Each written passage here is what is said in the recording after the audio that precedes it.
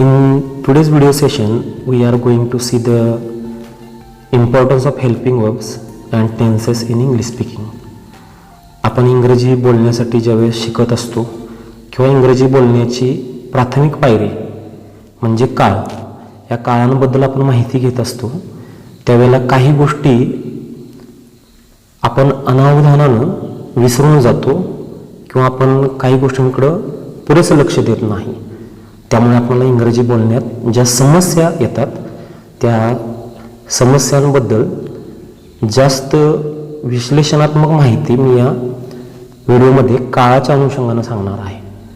म्हणजे आपण एखादं वाक्य मराठीमध्ये जे विचार करतो आणि त्या मराठी वाक्याला पुन्हा इंग्रजीत भाषांतर करतो आणि त्यावेळेला ज्या आपल्याला अडचणी येतात आणि नेमक्या काळाच्या संदर्भानं त्या अडचणी दूर करण्याचा प्रयत्न मी या व्हिडिओमध्ये करणार आहे. मग प्रत्येकाला इंग्रजी बोलावं असं वाटत असतं.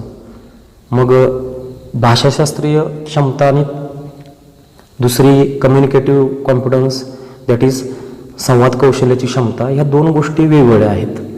म्हणजे तुम्ही भाषा इंग्रजी लिहित असताना तुम्ही नियम फॉलो करता, पण कम्युनिकेटिव्ह इंग्लिशमध्ये किंवा कम्युनिकेशनचं जे इंग्लिश आहे त्यामध्ये काही गोष्टींना अपवादसुद्धा तुम्हाला दिसतात, काही नियमांना अपवादसुद्धा दिसतात. मग हा जो डिफरन्स आहे तो तुम्हाला पुढे तपशीलवार त्याची माहिती घेतल्यानंतर किंवा तुम्ही बोलण्याचा जास्त प्रयत्न केल्यानंतर समजत जातो. पण आजच्या या व्हिडिओमध्ये आपण फक्त सिंपल प्रकारे, एकदम साध्या सुटसुटीत प्रकारे काळ म्हणजे नेमकं काय आणि काळामध्ये नेमके कोणत्या प्रकारच्या रचना दिसतात आणि काळातील सहाय्यकारी क्रियापदांचा किंवा मेनवर्बच्या त्या ING युक्त रूपाचा किंवा मेनवर्बच्या त्या तिसऱ्या रूपाचा म्हणजे व्हित्रीचा, पीपीचा नेमका काय अर्थ होतो या अनुषंगाने या व्हिडिओमध्ये माहिती घेणार आहोत. मग तुम्हाला माहीत आहे इंग्रजीमध्ये टेन्सेस ऑर टेन्स म्हणजे काळ. मग ह्या काळाचे 3 मुख्य प्रकार पडतात. प्रेझेंट टेन्स त्याला आपण वर्तमान काळ म्हणतो, पास्ट टेन्स त्याला आपण भूतकाळ म्हणतो आणि तिसरा आहे फ्युचर टेन्स त्याला आपण भविष्यकाळ म्हणतो. ह्या 3 मुख्य प्रकारांचे पुन्हा प्रत्येकाचे 4 उपप्रकार पडतात. म्हणजे वर्तमान काळाचे पुन्हा 4 उपप्रकार पडतात, भूतकाळाचे पुन्हा 4 उपप्रकार पडतात आणि भविष्यकाळाचे पण पुन्हा 4 उपप्रकार पडतात. त्यामध्ये वर्तमान काळामध्ये पहिला जो काळ आहे तो आहे सिंपल प्रेझेंट टेन्स, दुसरा जो काळ आहे तो आहे कंटिन्युअस प्रेझेंट टेन्स, तिसरा जो काळ आहे तो परफेक्ट प्रेझेंट टेन्स आणि चौथा जो काळ आहे त्याला कंटिन्युअस परफेक्ट प्रेझेंट टेन्स असं म्हणतात. भूतकाळामध्ये सुद्धा असाच क्रम आहे, simple past, continuous past, perfect past आणि कंटिन्युअस परफेक्ट पास्ट. आणि भविष्यकाळामध्ये सुद्धा असाच क्रम आहे, simple future, continuous future, perfect future आणि कंटिन्युअस परफेक्ट फ्युचर. मग आपणाला हे सर्वांना माहीत आहे. मग यामध्ये नेमकी कोणती सहाय्यकारी क्रियापदे वापरली जातात याबद्दल आपण या व्हिडिओमध्ये माहिती बघणार आहे. आणि ती सहाय्यकारी क्रियापद कोणत्या नियमावर आधारित आणि कोणत्या रचनेवर आधारित त्या काळामध्ये वापरलेली असतात आणि त्यांचा नेमका मराठी अर्थ काय होतो किंवा ते त्यांच्या त्या रचनेमधून काय व्यक्त करतात याबद्दल सुद्धा या व्हिडिओमध्ये माहिती ऐकणार आहोत. या व्हिडिओमध्ये आपण तक्त्याच्या स्वरूपात काळ पाहणार आहोत, जेणेकरून 3 काळांमध्ये नेमका काय फरक असतो ते खालील तक्त्याच्या मदतीने तुम्हाला लक्षात येईल. अपवाद असू शकतो यांना, मग यासाठी तुम्ही तुमच्या शिक्षकांशी चर्चा करू शकता. कारण सर्वसाधारणपणे आपल्या मनामध्ये ज्या काळाच्या कन्सेप्ट असतात व कॉन्सेप्ट असतात त्या आपण नियमांवर आधारित तयार करतो. पण मी या तक्त्यामध्ये सिम्प्लिफाय करण्याचा प्रयत्न केला आहे. याचं स्पष्टीकरण आपल्याला सहज सोपं कळेल अशा पद्धतीने मांडायचा प्रयत्न केलेला आहे. याला अपवाद असू शकतो, काही जण गोंधळतील सुद्धा किंवा गोंधळतात सुद्धा. त्यामुळं तुम्हाला तुलनात्मक फरक पाहायचा आहे आणि तो या तक्त्यामध्ये आपल्याला बघायचा आहे. मग तुमच्यासमोर जो तक्ता दिसत आहे त्यामध्ये 3 विभाग केलेले आहेत. पहिला आहे प्रेझेंट, दुसरा आहे पास्ट, तिसरा आहे फ्युचर. मग प्रेझेंट टेन्स म्हणजे वर्तमान काळ. मग याचा नेमका अर्थ काय असतो तर ज्या गोष्टी आपण वर्तमान काळात चालू असतात, आत्ता चालू आहेत आणि त्या आजच्या घटना आहेत, आजचे प्रसंग आहेत, आजच्या कृती आहेत आणि आत्ता ज्या वेळेला आपण बोलतो त्यावेळेला ज्या गोष्टींबद्दल माहिती देतो त्यासाठी तुम्ही ह्या प्रेझेंट टेन्सचा वापर करता. मग अशा प्रकारे प्रेझेंट टेन्सचा मराठी अर्थ काय होईल आहे. म्हणजे ज्या वाक्यामध्ये प्रेझेंट टेन्स असतो त्या वाक्याच्या मराठी भाषांतरामध्ये शेवटी आहे शब्द दिसतो आणि जर ते वाक्य साध्या वर्तमान काळात असेल तर अशा वाक्यात शेवटी स, त, ता, तो, ते अशी अक्षरे तुम्हाला दिसतात. मग हे उदाहरणादाखल मी तक्त्यामध्ये दाखवणारच आहे आणि त्याच्याबद्दल पण स्पष्टीकरण सांगणार आहे. मग हा झाला वर्तमान काळ. त्याच्यानंतर दुसरा काळ आहे पास्ट टेन्स. पास्ट टेन्स म्हणजे भूतकाळ. मग घडून गेलेला काळ म्हणजे भूतकाळ. घडून गेलेल्या काळातील ज्या क्रिया गोष्टी आपण मांडत असतो, सांगत असतो, त्यावेळेला हा भूतकाळ आपण वापरतो.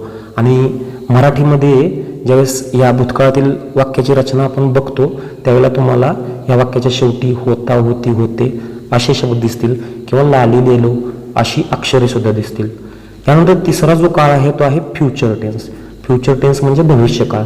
म्हणजे जे घडणार आहे, घडणार असेल नंतर, म्हणजे उदाहरणार्थ उद्या काहीतरी घडणार आहे. मग याच्याबद्दल आपण आजच बोलत असतो आणि असं भविष्याबद्दल बोलताना आपण फ्युचर टेन्सचा वापर करतो.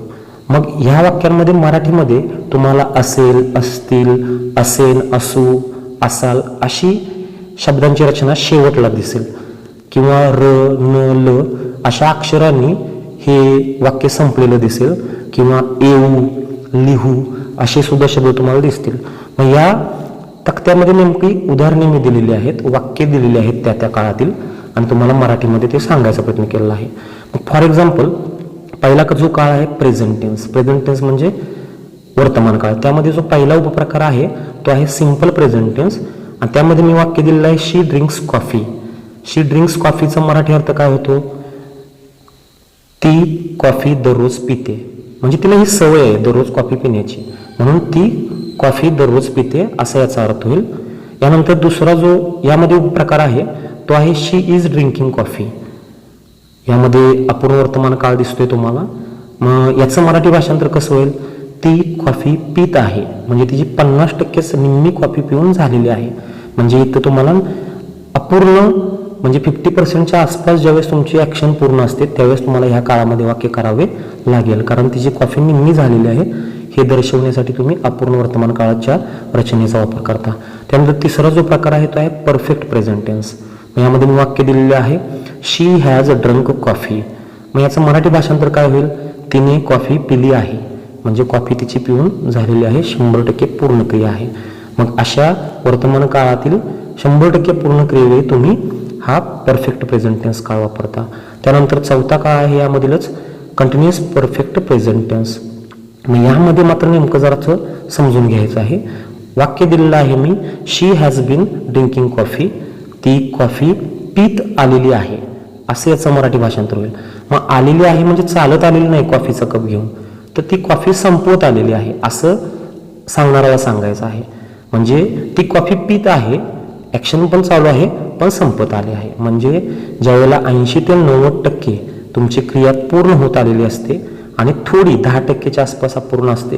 म्हणजे पूर्ण होत आलेली पण थोडी अपूर्ण अशा क्रियेवेळेला वर्तमान काळात तुम्हाला हा टेन्स वापरावा लागतो.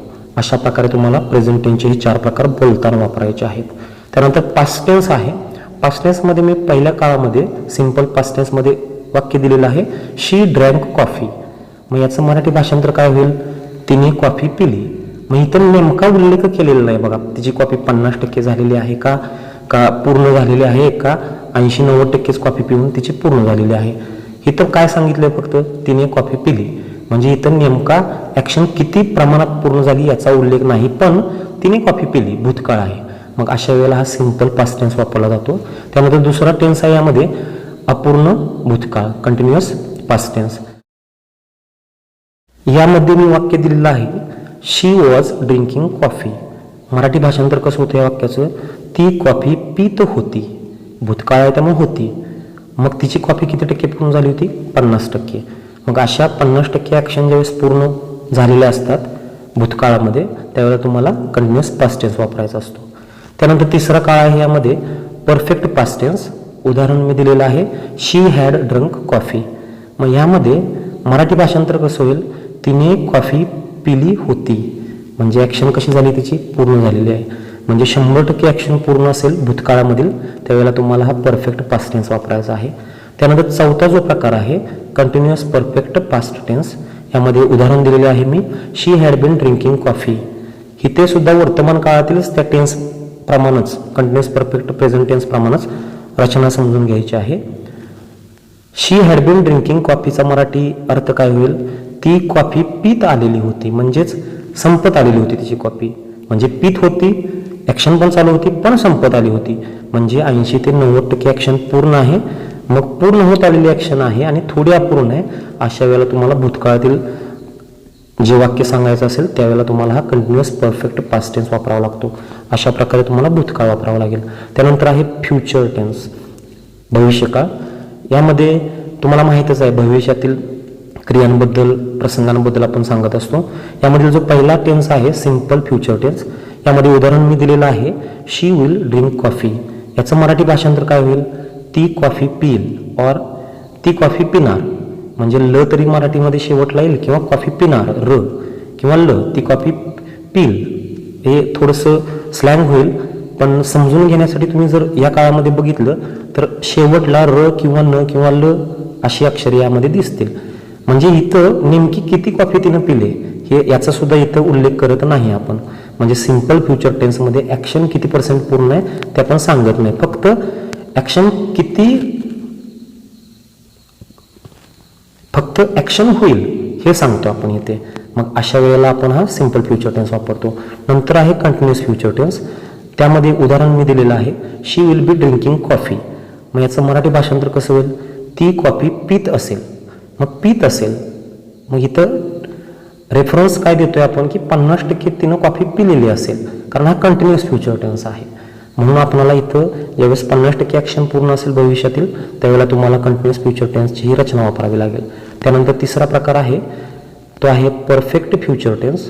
उदाहरण मी दिलेलं आहे, she will have drunk coffee. मग यामध्ये मराठी भाषांतर होईल, तिने कॉफी प्यायली असेल. म्हणजे कॉफी इथं पूर्ण झालेली आहे तिची. म्हणजे 100% ॲक्शन ज्यावेळेस पूर्ण असेल भविष्यातील त्यावेळेला तुम्हाला हा परफेक्ट फ्युचर टेन्स वापरावा लागेल. आणि त्यानंतर चौथा प्रकार आहे तो आहे continuous perfect future tense. Marathi यामध्ये भाषांतर असं होईल, अपूर्ण, पूर्ण किंवा काही जण चालू, पूर्ण, भविष्यकाळ. मग यामध्ये वाक्य मी दिलेलं आहे, she will have been drinking coffee. मग मराठी भाषांतर कसं होईल याचं? ती कॉफी पीत आलेली असेल. म्हणजेच काय? तिची कॉफी आता संपत आलेली असेल. म्हणजेच 80-90% तिनं कॉफी पिलेली असेल, थोडीफार कॉफी कपामध्ये शिल्लक असेल. मग असा ज्यावेळेस भविष्यकाळाचा संदर्भ आपण देत असतो की ॲक्शन पूर्ण होत आलेले असेल त्यावेळेला तुम्हाला हा कंटिन्युअस परफेक्ट फ्युचर टेन्स वापरावा लागतो. मग आता चांगले समजण्यासाठी हे सर्व तुम्हाला गौण सहाय्यकारी क्रियापदाचा काळ व त्यांचा नेमका अर्थ काय यांच्याशी या तक्त्यामध्येच तुम्हाला तुलना करायची आहे. मग आपण मराठीमध्ये जी इंग्रजी वाक्यांची भाषांतरे असतात ती भाषांतरे तुम्ही वाचून काढा आणि मग ह्याचा जर वापर समजून घेतला तर याचा उपयोग बोलताना तुम्ही बऱ्यापैकी करू शकता. आणि तक्ता आपल्याला लक्षात सुद्धा ठेवावा लागेल आणि थोडंसं ऑब्झर्वेशन केलं तर हा तक्ता लक्षात राहतो आपल्या. मग इंग्रजी बोलण्याचा सराव जर करत नसाल तर किमान आता पुढे जो मी तक्ता दाखवतो तो तरी लक्षात घ्या, कारण अर्थ कळण्यासाठी मदत होईल. याचा तक्त्याचा वापर करा, साधी साधी वाक्य बनवा व हळूहळू इंग्रजीतच विचार करायची सवय लावून घ्या. मग सातत्यानं तुम्ही जर इंग्रजीत विचार करत गेल्यास तुमच्या इंग्रजीत निश्चित सुधारणा होईल.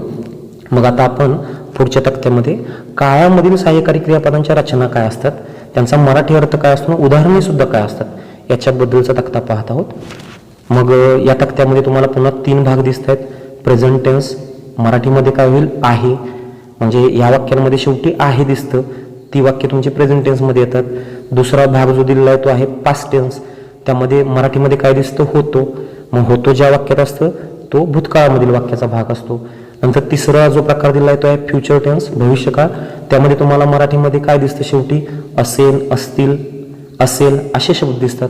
मग या शब्दांवरून तुम्हाला ओळखायचं आहे की हे वाक्य तुम्हाला त्या काळामध्ये बनवायचं आहे. मग आपण प्रेझेंट टेन्समधील पहिला जो चौकोन आहे त्यामध्ये बघूया. मग पहिला जो प्रकार आहे तो आहे सिंपल प्रेझेंट टेन्स. यामध्ये तुम्हाला V1 क्रियापदाचं पहिलं रूप वापरावं लागतं आणि जर करता ही शीट किंवा त्याच्या पात्रतेचा असेल, म्हणजे करता या जागी जर तुम्ही ही शीट वापरू शकत असाल तर तुम्हाला त्या क्रियापदाला एस किंवा ES जोडावा लागतो. मग आता ह्या क्रियापदाचा नेमका मराठीमध्ये काय अर्थ होतो? फॉर एक्झाम्पल आपण प्ले म्हणजे खेळणी म्हणतो, पण वाक्य जर असं असेल शी प्लेज फुटबॉल तर मात्र तुम्ही काय भाषांतर कराल? ती फुटबॉल खेळते. मग शेवटला अक्षर काय आलं या टेन्समध्ये? ते, खेळते. मग अशा प्रकारे ही अक्षरे तुम्हाला लक्षात ठेवायची आहेत. स, त, ता, तो, ते. ज्या मराठी वाक्यांच्या शेवटी स, त, ता, तो, ते येतं ते वाक्य तुम्हाला साध्या वर्तमान काळात करावं लागेल. मग उदाहरण मी दिलेलं आहे, शी ड्रिंक्स कॉफी, ती कॉफी पिते, असं ते. मग या अक्षरानंच ते वाक्य संपेल. त्यानंतर दुसरा टेन्स आहे कंटिन्युअस प्रेझेंट टेन्स. त्या वाक्यामध्ये तुम्हाला एमिजार वापरावं लागतं आणि मग क्रियापदाला आयएनजी लावावं लागतं. मग यांचा नेमका मराठी अर्थ काय आहे एमिजारचा? तर एमिजारचा मराठी अर्थ काय काय होतो? आहे, आहोत, आहेस, आहात, आहेत. मग या शब्दांपैकी एक शब्द तुम्हाला मराठी वाक्यामध्ये शेवटला दिसेल, त्यावेळेला ओळखायचं की एमिजारची रचना वापरायची आहे.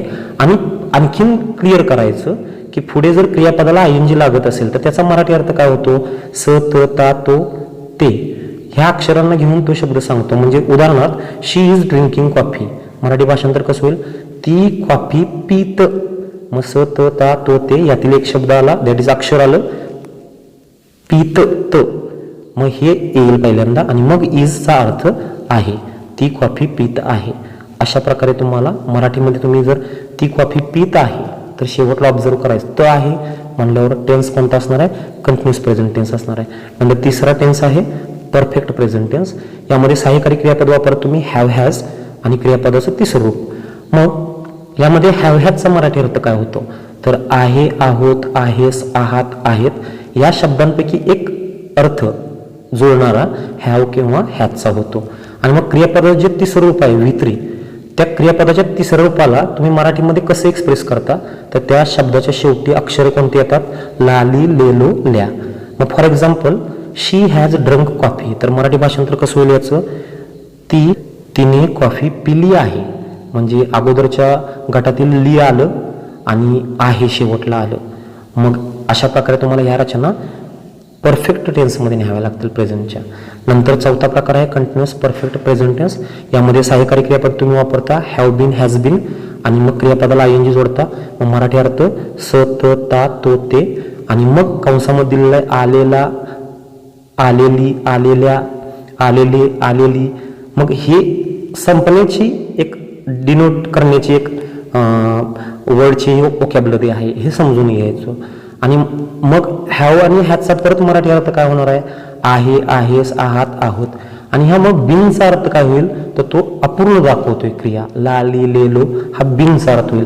आणि मग क्रियापदाच्या आयएनजीला जो अर्थ होईल तो काय होईल? स, त, ता, तो, ते. मग उदाहरण इथं दिलेलं आहे शी हॅज बीन ड्रिंकिंग कॉफी. मग मराठी भाषांतर होईल ती कॉफी पीत आलेली आहे. म्हणजे काय?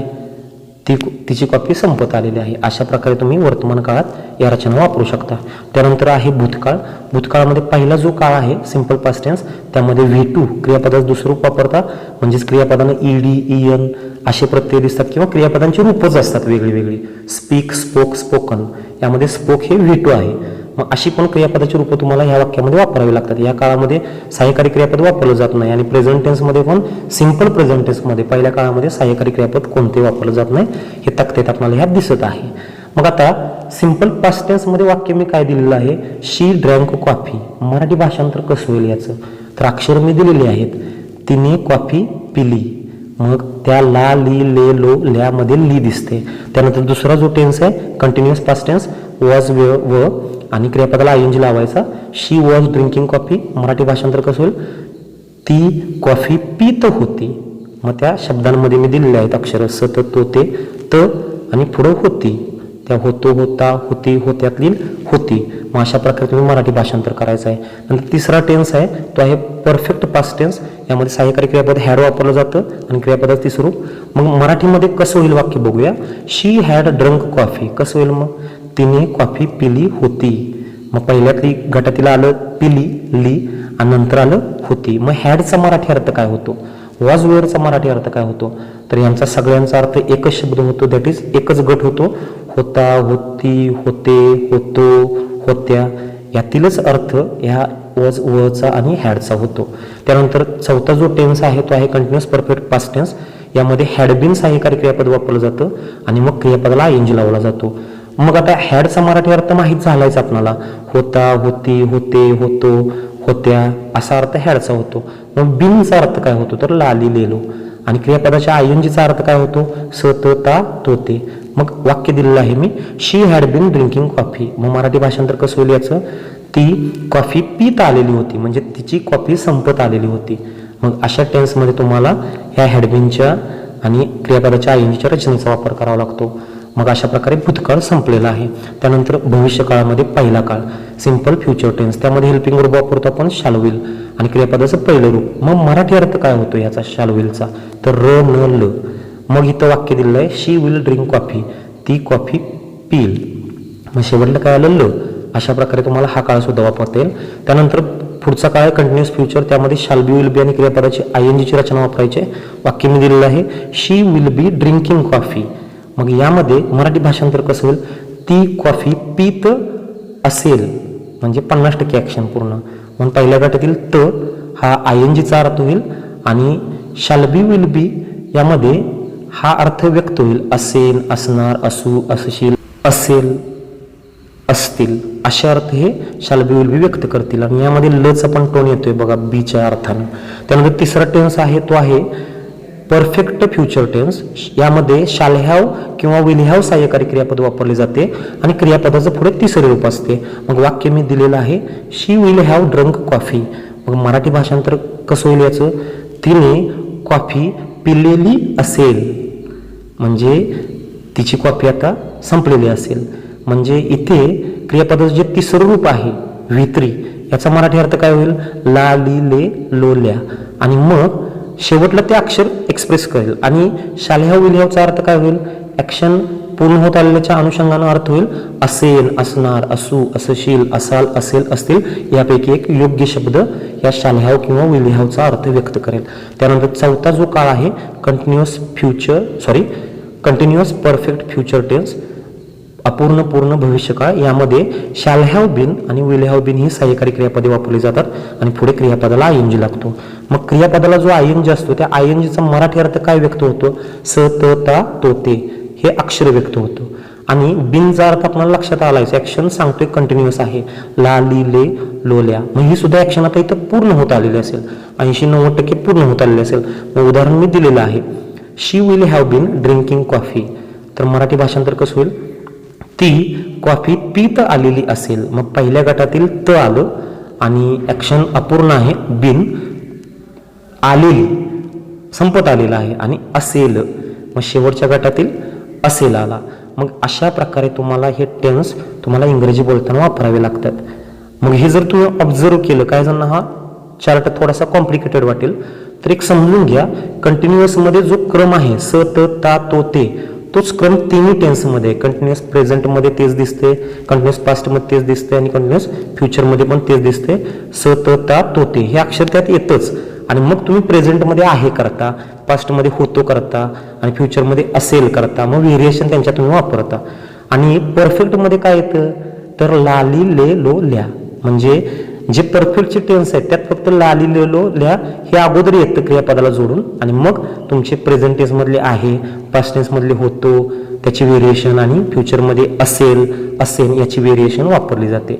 आणि जर शेवटचा काळ तुम्ही बघितला म्हणजे अपूर्ण पूर्ण कंटिन्युअस परफेक्ट, या तिन्हीमध्ये तुम्हाला एकच क्रम दिसतोय, स त ता तो ते आणि लाली ले लो ल्या. आणि याच्यानंतर मग तुमचा प्रेझेंट टेन्स मधला जो सिग्निफाय करणारा शब्द आहे, पास्ट टेन्स मध्ये सिग्निफाय करणारा शब्द आहे होता, होती, होत्या, किंवा फ्युचरमध्ये असेल, असतील, असेल, अशी शब्द शेवटी तुम्हाला दिसतील. अशा प्रकारे तुम्ही मराठीमध्ये वाक्य विचार करायचा. समजा मी मराठीमध्ये वाक्य असं म्हणलो, ती कॉफी पित आहे, तर मला काय बघावं लागेल? त आहे, आहे म्हणल्यावर एमिजार येईल आणि त आहे म्हणल्यावर क्रियापदाला आयएनजी लावावं लागेल. म्हणजे इथं ऍक्शन वापरू नये. अशा संदर्भानं सुद्धा तुम्ही हा तक्ता वापरू शकता. In this way I have told you how to use this chart in speaking. Thank you for watching this video. See you in the next video.